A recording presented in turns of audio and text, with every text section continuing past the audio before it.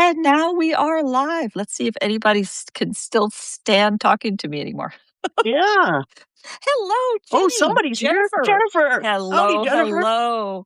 Good afternoon, good morning, hello tomorrow. How are you doing with tomorrow? Taking good care of us, I hope. Yeah, well, we won't go to politics. Thank you very much. I apologize. Definitely not going to talk about politics today. No world affairs, none of that. No siree, Bob, because it's RootsTech week and we are going nuts around here. We're wheeling, we're dealing, we're live. Everywhere you go. I had someone reach out ready to be a guest. One day closer to RootsTech. Exactly. You understand what I'm talking about here. So we are now 3 days, 17 hours, 58 minutes, and 30 seconds away from the very first. What should I change that countdown to? That's easy. Once it starts, I'll change it to hours left in RootsTech. How's that? That seems like a good idea. Yes, I just have to remember hours. to do it. Except I'll be watching a keynote. I should be doing that. And just since only the three of us are here right now, Yeah. nothing happened on my Four computer. of us. Nothing now. happened. Yeah. Nothing happened on my computer when you went live. So I'm on my phone. I can watch it as I always could on my computer and see the chat, but nothing. Just the same old thing. Who knows? Glitches. They may also have not fully implemented it in your server in Canada that you're drawing off of, because servers are different in different regions, even on the same platform. So, hello, welcome, Bill. It's great to see Hi, you. Kristen. So, hello, everybody. I'm Barbara Etienne with Projectkin, and joining me today is none other than our very own Kathy Stone, who is, of course, chief in charge of Kathy's coaching. Substack.com, Kathy's coaching publication, which, if you don't already know her, she released the most epic of our Kathy's Corner episodes last week. And now heading into the RootsTech cycle is turning to focus on her own family research. So, Kathy, tell us what's going on. And welcome, Dee and Bill. It's great to see all of you here. Well, I'm glad to see Bill Moore here because I can thank him in person for the tip about looking at syllabuses. Or is it syllabi? I don't know. Handouts. I'm telling you, handouts. The handouts, yes, because I've spent most of the day today or this afternoon downloading all the syllabi for all the sessions. I'm online. I'm not in Salt Lake City. Right. I'm in Calgary, Alberta. So I started off with that's right along. I thought it's time to get my sessions on my calendar because they weren't there yet. So I started doing that and quickly discovered there's a whole bunch of sessions all at the same time. Like, who does that? So the syllabi have helped me to determine which would be best to look at while it's being given online because of the chat feature. Because they all seem to have a chat, so it would be an opportunity to answer questions. One of the things I wanted to attend, and forgive me for forgetting what it's on AI, it's a panel on AI. And I thought that would be a good one to watch live because of it being a panel, because it'll be easier to follow and the ability to ask questions. So now I'm working on downloading all the syllabi for the in-person only sessions that I had talked about wanting to see. So it's helped me in a number of ways. One where I've got like apparently 4:00 on the Thursday, my time is really popular. And so it's helping me decide which one I want to watch live.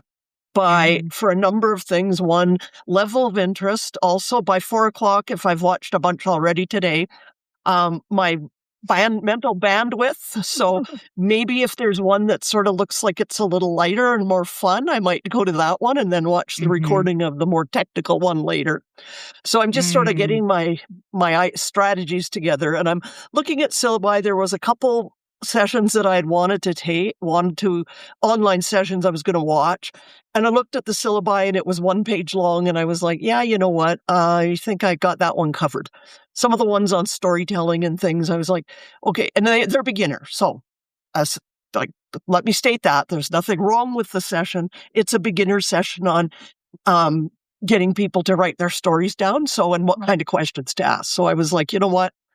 it's there forever, but I'll watch something else that I don't know online. Yeah. So that's what I'm doing. Bill just chimed in with some speakers will follow the chat for a while after their sessions end too. And then there's the ones that are recordings, that are sort of simulcast, essentially recordings that start at a given hour with the chat. That's where you can really expect a lot of lively discussions with the speakers because they're not actually focused on speaking. They've done this before. Exactly. They're doing the chat. So, yeah. No, I think there is an interesting art to the handouts for something like this. I know when I've given a talk, first of all, I hate giving out the talks before a program. Hi, Dr. Mary. Hello, Dr. Mary. Hey, Richard. I hate handing out the handouts before I begin speaking because they are looking at the handouts and not listening to me. And then they ask something I just said. It's very annoying. So I prefer to hand it out afterwards, and usually I have it highlight the big idea, right? It's a carry on of the big idea. But in this case, it's completely different because having it be a written version of what you will be speaking about live is really valuable. It would be valuable if you're seeing it at the same time as well. It's got to be really hard on people dealing with very current topics or a panel discussion. There's an early American, actually, Dr. Mary, it's an early American, African-American panel with Rick Murphy and others that I was looking at. And no, there's no handouts. Like 4 people talking, that's going to be a dialogue. Like, forget about it for handouts. But others that are, I'm wondering what they're going to do on the AI panel because of all of this open AI and Anthropic business going on right now. Yeah. What? That's going to be very interesting. So, and some of the tip from Bill was wonderful because some of the syllabi are the handouts, let's call them. Some of them are an outline, a session outline, and it's like, okay, that expanded, that gave me an idea what you're going to talk about, but it's really not. Is it worth cluttering up my storage with a handout for a session I'm not going to get to see? That's harsh. Yes. Well, because it's simply an outline with topics. There's no, but some of them, they're like 8 pages of content and great content. Some of them, because again, as some of you know, and everybody here probably knows because I've been on before, but I'm beginning my interest in my family history starts at the photo and now is going into the genealogy, not the other way around. I was a photo manager working on my own photos. Everybody's laughing at me. So we all get there somehow. So for me, I want to know who just joined gets there through the newspaper. So we all get there somehow. Exactly. So I'm looking at sessions in things like I don't use Ancestry. I use Family Search and I use Family Tree Maker, which is an offline family history software that my cousin started doing our genealogy in. And I thought, well, why would I want to do it over again? So I thought, okay, let's watch some sessions on that, learn a bit more about that. I use Family Search, so let's watch their sessions on AI. Let's watch their sessions on something else that I have. They're all written on my sheet of paper here. But they're all sort of tips and then tricks there's some that I don't use. Like I think I joined Find My Past for about a week because I needed something free. And then I didn't, and then they wanted me to pay immediately. So it was like, I'm not going to continue to buy things till I know if I need them, but I want to know more about what it is. So I've got a couple of those where I may, most of them are live, so I probably won't be able to join them anyway, but I looked and sometimes a brochure came as the download. So it's been very helpful in getting my schedule set up, figuring out what I want to watch. Some of the things are very connected. There's a session on the Canadian census. So that's going to be one of my primary sources. So I'm going to look at that. And if we go back to relatives on RootsTech, I am now up to 140 from none. All except, but one popped up today, a lady that lives in New Zealand who is related via my mother So that was the only one that is not connected to my stepfather. So I may have to reach out to my cousin or my fifth cousin in New Zealand. So that was interesting. And I've also now have a few third cousins, which to me, that's not far distant away on my stepfather's side. So it's, I was quite fascinated by that. So I haven't reached out yet because I just discovered that today when I was trying to do scheduling all my sessions, but I'm getting getting ready for it. So there you go. I don't know what happened. I was like dinky. We've talked about my numbers are very inflated because my mom's side of Quakers latched into the LDS early on and poof, right? And my numbers like hit a wall at 9,000 and it was like 998, 999. I'm like, come on, man. 15,700, 15,755 now, like poof, overnight. So it was about 160,000 people. Watch that top line number of how many people have signed up. And you'll see what I'm doing is starting to look as a percentage, right? So that my number is what percentage of the overall number, and then you can sort of see whether there's suddenly a big burst of your relatives, and then looking, and these are all Kyla's tips, let's be honest, but looking by family line and trying to see where the big numbers are coming from, and then within that, which ancestor it is that they're all coming from, and that's where I was able to piece together the secret. And then going lateral, putting in the brothers and sisters, at even a grandparent's brothers and sisters really makes a huge difference because you're looking at cousins, and cousins are, they're not direct line. They are cousins. All those big families and then cousins. Anyway, it's I may try and add a bit of my husband's family because he is from the U.S. Not obviously he's not a Quaker. His mom's mom and his grandma and grandfather who were the immigrants one from Germany and the other one from somewhere in the Eastern Europe where it's hard to keep track of. I'd have to pull up the different parts birth of Poland certificate to figure out exactly where they were born. But again, that's the Jewish side of the family, so there could be a lot of connections there. They're not in it, and I'm kind of surprised, but I don't know that anybody has done anything with that side. There is a cousin, or I guess he'd be one of my husband's second cousins who's been doing a lot of research on his mom's side of the family, but I haven't even got her in my family search yet because I was focusing on my mom's side and that whole piece. And well, if you think about this as your children's research, then everything on your husband's side is, exactly. Right? Yeah. I have been all this time, as much of a feminist as I am, all this time I've been looking at the male lines, and I keep thinking about this Swiss line of my dad's family from Switzerland, blah, blah, blah. And why can I not figure out it must be because of the name change. Back it all up. It turns out I discovered through a relatives at RootsTech that the widow's mother's father had come to America in 1839. And then she comes along in 1854, and I can't figure out why she's come and what does she go? Where does she go? How does she come? Well, duh. She was following her own family who were already here, and they were all from Baden. They were all German. And you know what? They all go into New York, and then they go up the Hudson River and around the Erie Canal and then down.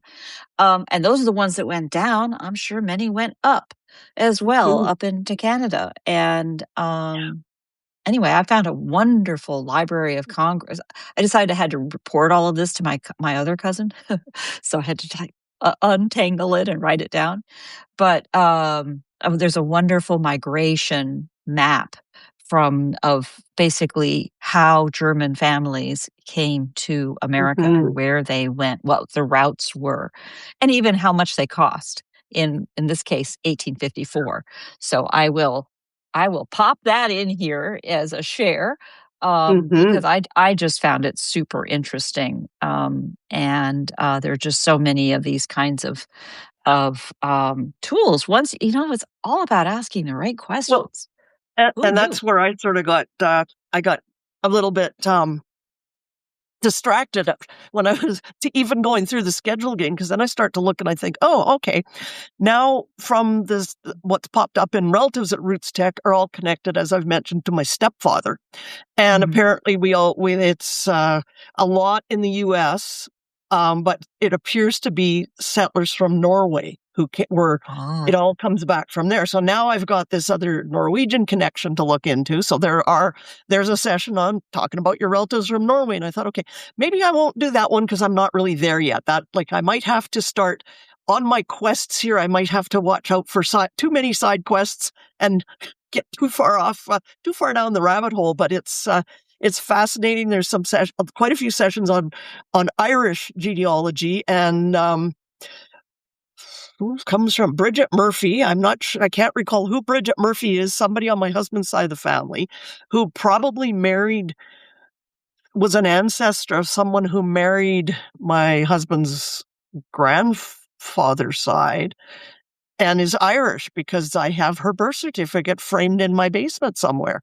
So it's probably going to be one of those where I need to start looking at who they were. So, but it was like, okay, you can only do so much in these days. I love the model of the quest, going back to your Kathy's Corner from January, because the quest not only narrows down what the question is you're asking, as per my example, but it also it narrows down what you can carry with you. If you take that metaphor that you're off on a journey, you can't take it all with you. You can't stop and study everything at RootsTech and then go research. You can't do that either. So you're narrowing, and you're not going to have everything you need, and you're not going to find everything you want, but you're going to make forward progress. And I think that's really the key. Ancestry, says Dr. Mary Marshall, populated my maternal grandfather's line back in 11 generations. Wow, that's interesting.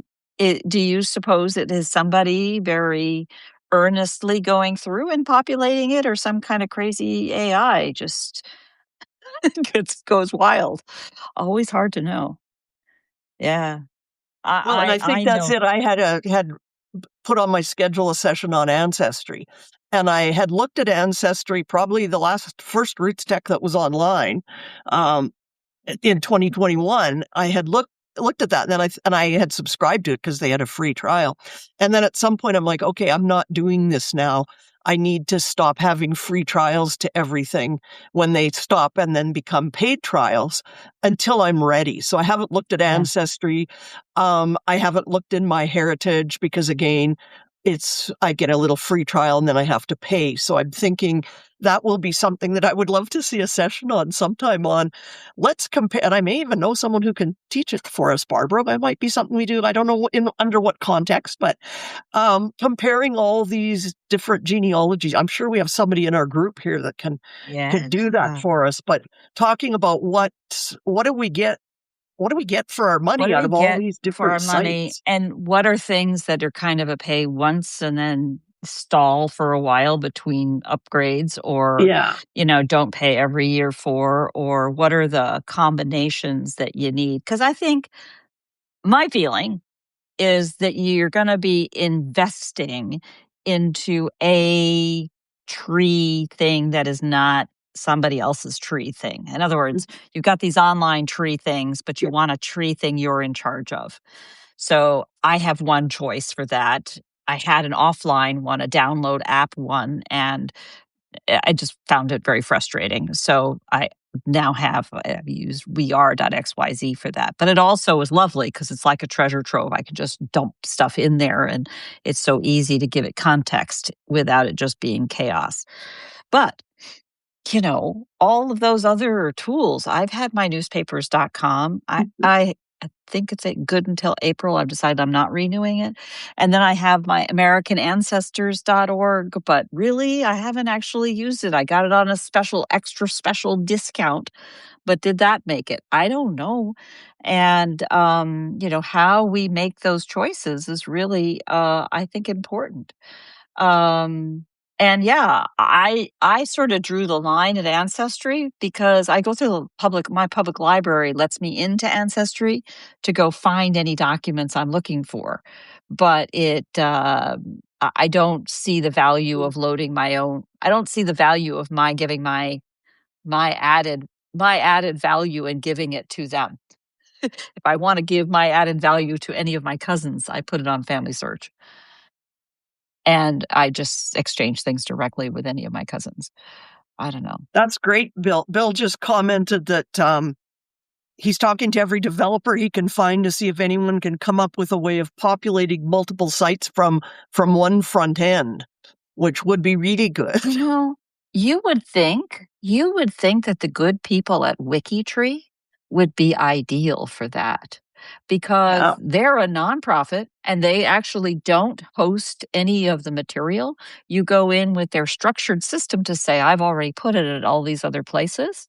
And here is the link, the citation to those places, because I would think it would therefore be in their best interest to have it be in multiple places. So Jennifer Jones says, for Ancestry, I have a very basic outline tree. I like to have my full tree on my computer. Mm-hmm. And I agree with you, though I don't feel it has to be my physical computer, but I agree with you as far as having right. Very specific control. Wow. A lot going on, guys. We thought of something to talk about without even preparing in advance. Don't tell anybody that. Did I reveal a secret?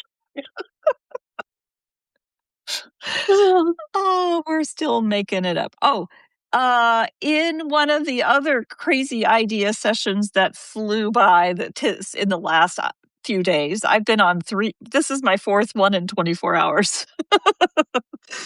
But Dear Mert came up with one in it was overnight. From the one I did with her last night, Paul Chiddix answered in a comment saying, I think she said something like, we're going to have a group photo for all the folks that are on site. She's organizing a group photo. So Paul Chiddix chimes in to say, hey, wait a minute. How do we all in the field, how do we all the folks online join in on that photo? So she says, Barb, can you Photoshop everybody in? And I'm like, hey, this girl doesn't do Photoshop. Sorry, it's where I draw my line. But I do love redirecting the question. So my plan is, hello, I guess I forgot to do that so far today. It's been a busy day. I am going to add as a form to the ridealongpartners.org page a form that lets anybody upload. Basically, you got to give me permission. If you give me permission, I will add our bubbles to the outside rim of the group photo that they take. So that's all of you on site, will take a group photo, and all of us that's out riding along out here in the field will have said, yeah, include me. And if you send me a picture to put on a bubble, I will put the picture in a bubble. I don't particularly care about bubbles, but honestly, most of the pictures these days that are in our profile pictures are already formatted for bubbles, for circles, and it's easy. So I'm going to do that. I go where the easy is oftentimes. And just yes. Lori Olson White says, I still vote for little face stickers for people. The problem is, where would we put the little stickers? And then it gets really awkward about getting,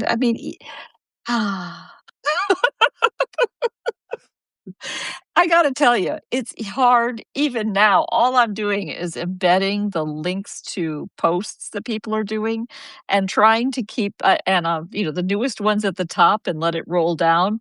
I'm going to run into trouble pretty soon. But face sticks. Sorry, I read stickers there. Face sticks. I got to go read the comments. Faces on stick people. faces on stick people that are then held by the people getting their pictures taken. Okay, you're not serious. I got it. But I would try. And it turns out your average printer these days has a template so that you can send them pictures and they will print them on face sticks for you. Oh, yeah, I get it now. Thank you, Lori. In another world I revolve in, we call those flats. And you used to, yes, it was a stick with a picture of a person on it. Yeah. And you took it to conference for the people who couldn't make it into conference. And so you always make, then now because there's a lot of people online, the conference used to only be in person. It's now online. Everybody makes their little flats and people take them all over. People all over the world will print them off and take them to visit all the scenic areas in there where they live.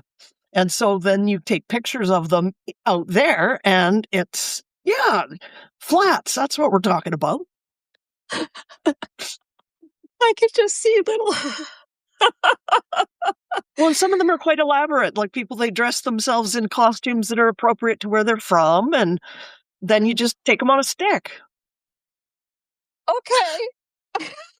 Flat Bob, I believe that's where it came from. I think that was the origin of it. Okay. There's a book about Flat somebody, and it may have been Flat Bob. I can't remember it so many years ago, but the other possibility is we have a photo Zoom and everybody just joins a Zoom and you take one picture. Oh, that's not bad. Actually, we could do that too, but I can sort of see doing, little. Okay. I'm game. Flat Stanley. Yes, that's what it was. Thanks, Lori. I have been, as my kids say, Mom, you're just out of it. I'm not hip with the culture. All right, so let's break this down. I'm a doer. I think you know that. I'm a doer, or as my co-founders used to say, Barb just wants to check boxes. She just wants to get it done. So, how does this work exactly? First, yes, when they get their plan that is to say all of y'all on site, have their day to get their picture taken, we can have our picture day too. And I could do, an Atlantic and a Pacific picture day hour. Mm-hmm. And everybody say cheese and now a funny one, whatever. And then we take our picture. A Zoom photo, exactly. And then I could put those together because we got skills. But how would the Flat Stanley get into all of this? I can't go taking. I could collect little bobble pictures. What do you want me to do? I don't get it.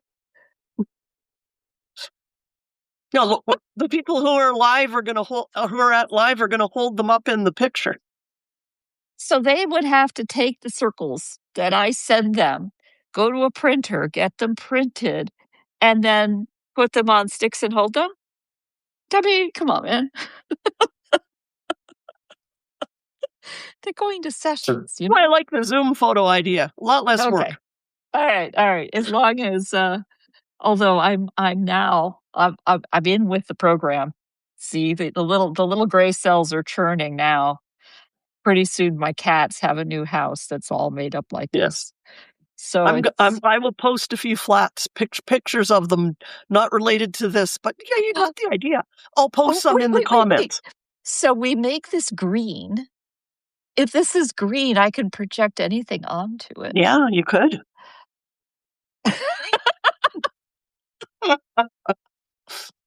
There you go. Well, you were just waiting for me to figure it out, Lori. Is that right? Okay, Lori, next time I want to have you an event, I'm going to say, Lori, what do you think of that? Really? We used to call that paper dolls. Similar idea, yeah. Okay, we're losing it. And we haven't even gotten to the first day of the show yet. Is somebody handing out drinks somewhere that I'm missing? Maybe this is just the cocktail hour of the program. Oh. Okay, Hang on here. Ethel on a stick. If we had a bunch of these held up in Salt Lake when they take the group photo, and these are green, There you go. that's the answer. Wouldn't be that hard. How can I get little green, what do they call these things? Coasters. They're about Yeah. $1 a piece. I have looked at printing these because I do stickers.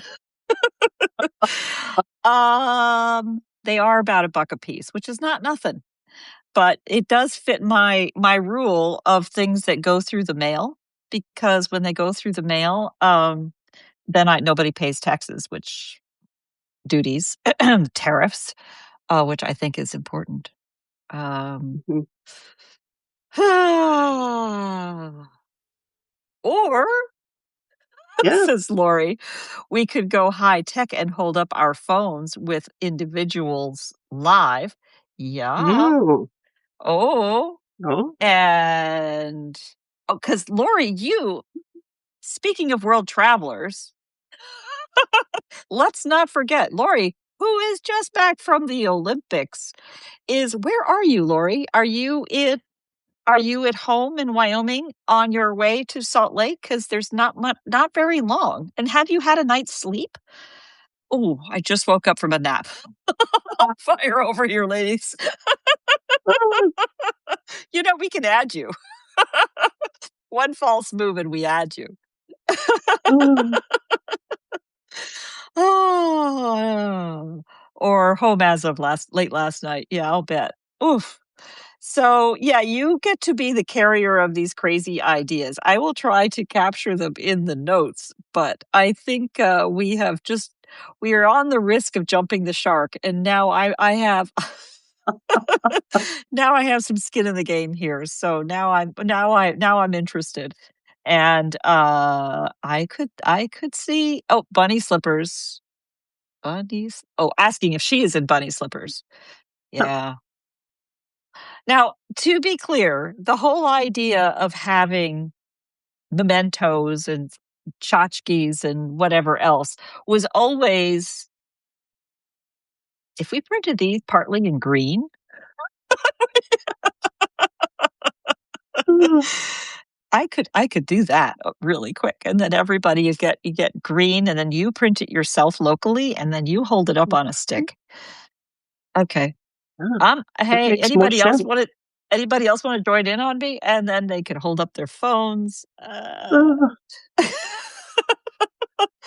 All right, it's getting a little silly, but in all seriousness, we should probably button this up with a serious moment, because as we get into this crazy conference with so many new relatives that we never knew and ancestors we didn't even know how to follow and discoveries of connections we didn't know, um, it's kind of special to be able to have mementos, physical objects that are a memento of that moment of how that happened. I mean, this idea of blogger beads, this is my mother's necklace. This idea of having a beads that are shared were something that fell into the geneobloggers tribe as a way to connect and pass this idea around. And they were really came out of Mardi Gras beads, a special kind of Mardi Gras beads. So they were a little bit different. And then finding ways to pass that down, it becomes something that's treasured. Okay, here's the inside joke they're all laughing about. So Lori has dropped a message saying, wait a minute, maybe it's easier to Photoshop attendees onto a bunny slipper group photo. Yeah, we can have a competing photo. Competing photo ops. Okay, Lori, just remember you were on both sides here before you head off to Salt Lake. You are the party that is now infected with this idea, and you're going to take it to Salt Lake. mhm. But hey, stay safe, everybody. It's that is definitely always a Yeah. risk hanging out at big conferences. So stay safe out there and get your bunny slippers. My bunny slippers are, I guess they are reminiscent of my cat and my outfit. She's not sleeping here right now. But let's get ready for more of this as soon as tomorrow, and go study up more and see these.